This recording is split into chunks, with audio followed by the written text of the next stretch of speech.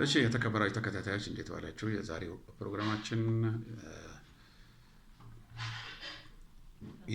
ፕሮግራማችን የአሜሪካ እፍረትና ውርደት፣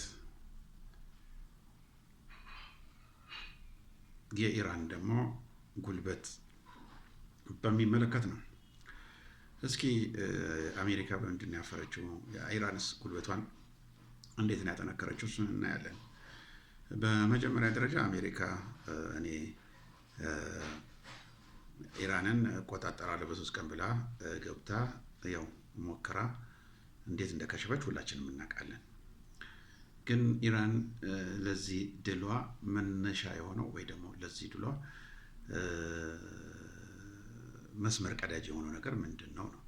እሱን በሚመለከት የአሜሪካ ደግሞ የደረሰባት ውርደትና ሽንፈት እሱን በሚመለከት ደግሞ በቀጣይ አቀርብላችኋለሁ ማለት ነው። አሁን ይሄ መጀመሪያው ኢራን እንዴት ነው አሜሪካንን በወታደራዊ አቅም ልታሸንፍ የቻለችው?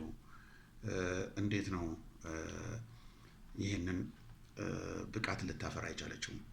በመጀመሪያ ደረጃ አሜሪካ ኢራን ላይ ባደረገችው ማዕቀብ ኢራን የጦር መሳሪያ እንዳትገዛ ተከልክላ ነበረ። ስለዚህ ኢራን ያላት እድል ምንድነው? ጦር መሳሪያ ማምረት ነው። ስለዚህ በዚህ ኢራን ትልቅ ደረጃ ደርሳለች። ከነ ቻይና፣ ከነ ሩሲያ፣ ከነ ሰሜን ኮሪያ ጋር በመተባበር ውስጧን ራሷን ስታድስ ራሷን ስታዘጋጅ ለ47 ዓመት ቆይታለች። ግን ራሷን ስታዘጋጅ በከባድ መሳሪያ አይደለም ያዘጋጀችው። ቀለል ባሉ ጉዳት በሚያደርሱ መሳሪያዎች ናቸው። አሜሪካ ለአንድ ጥይት $4 ሚሊዮን ስታወጣ ኢራኖች ደግሞ ያንን ጥይት ማውጫ የሚልኩት ድሮን $25-30 ሺህ።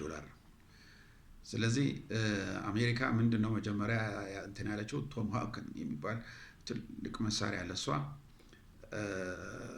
ደምሳሽ ብላ ነው የምትገምተው። እና መጀመሪያ በአየር ኃይል በቃ ተቀጠቀጠች ምናምን በቃ ዘራፍ ያዙ ይልቀቁኝ አለች። ኢራን ደግሞ እነዛን የ25 እና የ30 ሺህ ዶላር ድሮኖቿን ወደ አሜሪካ ሚሊተሪ ቤዝ ትልቃለች። ይህንን ስታደርግ እነሱን ለመከላከል የግድ እነዛ ጉድ ዋጋ የሚያወጡትን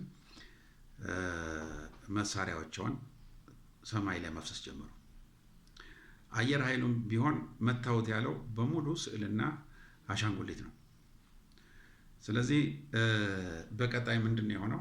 ከ28 ቀን ጦርነት በኋላ ቻይና ለኢራን ጸረ አውሮፕላን ላከችላት። በቃ መምታት ተጀመረ። አውሮፕላኖቹን የነዳጆቹን የመን መምታት ሲጀመር ሽሽት ተጀመረ። የቀሩት የነዳጅ አየር ላይ የሚሞሉትን የሲቪል አየር መንገዶች የሚሄዱበትን እሱን ላይን ተከትለው እንዲሄዱ ተደረገ። እዛ ውስጥ እንዲገቡ ተደረገ። ለምን? ከሱ ከወጡ ሊመቱ ነው። ስለዚህ ያላቸው ድል ምንድነው? በዛ መስመር አድርገው ቀጥታ ወደሚፈልጉት ቦታ ማሸሽ ነበርና እንደሱ አድርገው አሸሹ። ኢራን ከአካባቢው ያለውን የአሜሪካ ሚሊተሪ ቦስ ድምጥማጡን አጠፋችው። ቀጣይ ያላሰበችው ያልፈለገችው ሲሳይ መጣ። እሱ ምንድነው? ሆርሙዝን መዝጋት። ሆርሙዝ መስመር ሲዘጋ ታክስ ማስከፈል ሌላ ገቢ ሆነ ማለት ነው። ይሄን ገቢ አሜሪካ ስታይ ቀናች። ይሄንን እና ሌሎችን የኢራን ምንም ገቢ እንዳታገኝ ነዳጅ አይወጣም ኢራን ማለት ጀመረች። 1500 መርከቦች ሀይድ በሆነ መስመር ወጥተው ለቻይና ደርሰዋል። $9 ቢሊዮን ነው ያገኘችው ከዚህ ላይ ኢራን። አሜሪካ ዘግቻለሁ ባለች ጊዜ የአሜሪካ ሴንትኮም ውሸት አቀረበ፣ የውሸት ሪፖርት አቀረበ። 1500 ወደዛ እንዳይገቡ አድርገናል አለ። እንዳይገቡ አድርገናል። 1500 ኢራን አውጥታለች እኮ። እንዳይገቡ አድርገናል ደግሞ ኢራን አልቻሉም። ሌላው በመኪና ወደ ፓኪስታን፣ አፍጋኒስታን የተለያዩ አገሮች ነዳጅ መላክ ጀመረች። በባቡር ወደ ቻይና እንደገና መላክ ጀመረች። በፍጹም ኢራንን ሊቆጣጠሯት አልቻሉም፣ በፍጹም። ስለዚህ ያላቸው እድል ምንድን ነው? እጅ መስጠት ብቻ ነው። ኢራን በወታደራዊ በሳሎች ናቸው። በሙሉ መሳሪያዎቻቸው ከመሬት በታች ነው ያደረጓቸው። 2000 ኪሎ ሜትር ወደ ውስጥ ገባ ብለው ሰርተው 18 ትልልቅ በር ሰርተው 27 ትልልቅ ምሽግ ሰርተው ተዘጋጅተው የጠበቋቸው። አሜሪካስ እኔ በሁለት ቀን እበላታለሁ። ማን ተበላ? አሜሪካ ተበላ። ማን ሲሳይ ያገኘ? ኢራን ሲሳይ ያገኘ። ሆርሙዝ ማንኛውም መርከብ ሲገባና ሲወጣ ይከፈላል ቻፓ። ያም ክፍያ በምንድን ነው የሚሆነው? ወይ በቻይና የን ወይ ደግሞ በኢራን ዲናር ማለት ነው። ስለዚህ ይሄ ያላሰቡት ሲሳይ አገኙ። ሌላው የመደራደሪያ ብቃት ነው። ኢራኖች ከኛ ጋር በዚህ ነው የምትደራደሩት ይሏቸዋል። ስለ ኒውክሊየር ተውት። አሁን በቅርቡ ደግሞ አዲስ ነገር አምጥተውባቸዋል።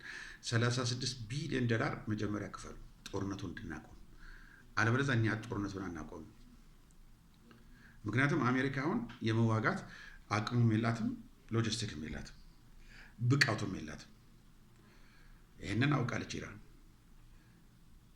ያቺ ጤንጥየዋ እስራኤል ደግሞ እሷም ዝም ብላ ነው እንደ ፌንጣ ጥርጥር የምትለው እንጂ ምንም ሲጀምር ምንም አቅም የላትም። እዛ አጠገቧ ያለውን ሐማስን መደምሰስ ያቃታት ነች። ህዝቡላ እዛ አፍንጫዋ ስር ሆኖ ሲደበድባት አልፋሱን በይሩትን ነው የምትደበድበው። ሲቪላን እየሄደች በቃ ሲቪላን ስንል ሲቪላን ራሱ ያምጻል ብለው ነው የሚገምቱት። ግን ህዝቡ ነው የሚያምጽባቸው እነሱ ላይ። ህዝቡ ያመጸባቸው ጊዜ ችግሩ ለራሳቸው ነው የሚከፋው። ምክንያቱም ህዝቡላህ እንትን አይደለም፣ ሐማስ አይደለም። ከሁሉም ጎረቤቶች መሳሪያ ሊገባለት ይችላል።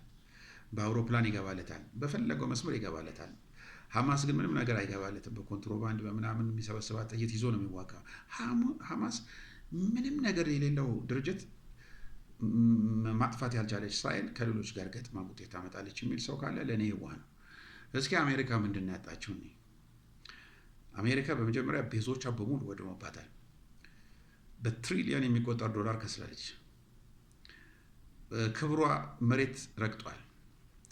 እነ ሳውዲ አረቢያ በሙሉ ክፍያ አንፈልግም፣ አንከፍልም፣ ራሳችን እንከላከላለን ወይ ደግሞ ሌላ አገር እንፈልጋለን ወደሚለው ሄደዋል።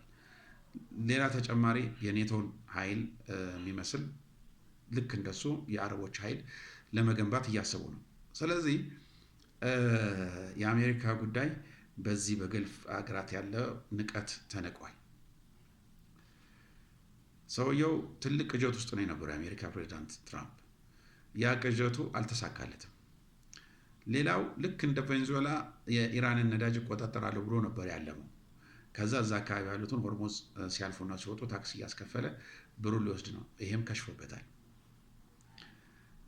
ሶስተኛው ክብር፣ የአሜሪካ ክብር፣ ያረጀው ስርዓት፣ የአሜሪካ ስርዓት ወድሟል፣ ተንኮታኩቷል። አሁን አዲስ ስርዓት ነው የመጣው በራሻና በቻይና የሚመራ ብሬክስ የሚከተል። ስለዚህ ይሄ ጥምር አሁን ያለፈውን ያረጀውን ስርዓት እየገረሰሱ በአዲስ ስርዓት እየተኩ ነው ያሉት። አሜሪካ እዚህ ውስጥ ምን ሚና ያላት ሲባል የላትም። ምንም አይነት ሚና የላትም። ከዛ በኋላ ቀጣይ ማነች የምትጎዳው? እቺ ሚጢጥየዋ እስራኤል።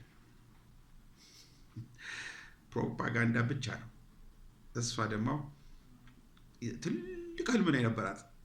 ያን ትልቅ ህልም ሳይሆን ትንሽ ህልም ነው የምታገኘው። እርግጠኛ ሆኜ የምናገረው ፈለስጤን አገር ይሆናል። ወደ መሬታቸው ይመለሳሉ። ከሶሪያ የወሰደችው ጎላን ተራራ፣ ሌሎችን ተራራ ትመልሳለች። ከሊባኖስ የወሰደችውን መሬት ትመልሳለች። እዛ ወደ ነበረችባት ትንሿ መሬት ትመለሳለች። ይሄ ምንም ጥርጥር የለም። በዚህ ምንም ጥርጥር የለም። ስለዚህ አሜሪካና እስራኤል ትልቅ ክስረት፣ ለኢራን ደግሞ ትልቅ ብቃት ወደ ዓለማችን ተጽዕኖ ፈጣሪ እነት ቀይረዋታል። ይሄ ነው እውነታው። የተከበራችሁ ተከታታዮች፣ የዛሬው ፕሮግራማችን ይህን ይመስላል። ስለተከታተላችሁ እጅግ በጣም አድርጌ አመሰግናለሁ። ሰላም ዋሉ። ቻው ቻው።